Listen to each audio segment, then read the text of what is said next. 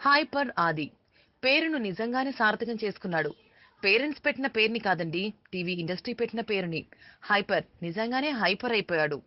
Anasuya show jackpot. ఈ programme promo మొన్నీ మధ్య టెలికాస్ట్ అయింది. అయితే ఈ షోలో గెస్ట్లుగా వచ్చారు హైపర్ ఆది అండ్ రేజింగ్ రాజులు.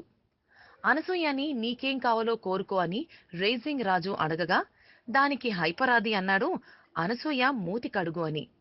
థ్యాంక్ గాడ్ ఓన్లీ మూతి దగ్గరే ఆగిపోయారు అంటుంది అనసూయ.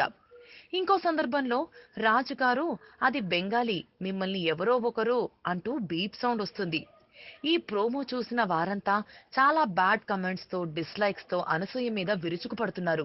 ఇందుకు అనసూయ రియాక్ట్ అయి భయపడిపోయి ప్రోగ్రామ్ ని ఆడియన్స్ ని ఎంటర్టైన్ చేయడం కోసమే చేస్తున్నాం, ఇందులో ఎలాంటి డబుల్ మీనింగ్ డైలాగ్స్ అర్థం వచ్చేలా మేం చేయటం లేదు, నాకు షో చేయడం చాలా ఇష్టము.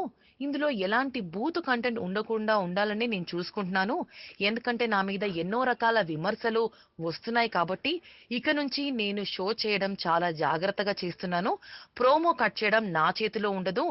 ఏదో డైలాగ్‌కి ఏదో డైలాగ్‌ని అతికించి ప్రోమో కట్ చేసి టెలికాస్ట్ చేస్తుంటారు.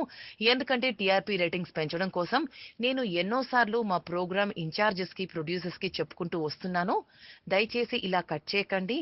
బూతు కంటెంట్ వచ్చేలాగా జనాలు మీరే రకంగా డబుల్ మీనింగ్ అర్థం వచ్చేలాగా అర్థం చేసుకోకూడదని నేను ఎన్నోసార్లు రిక్వెస్ట్ పెట్టుకున్నాను. అయినా కూడా ఇలాగే వాళ్ళు జాక్పాట్ షో ప్రోమోని కట్ చేస్తున్నారు.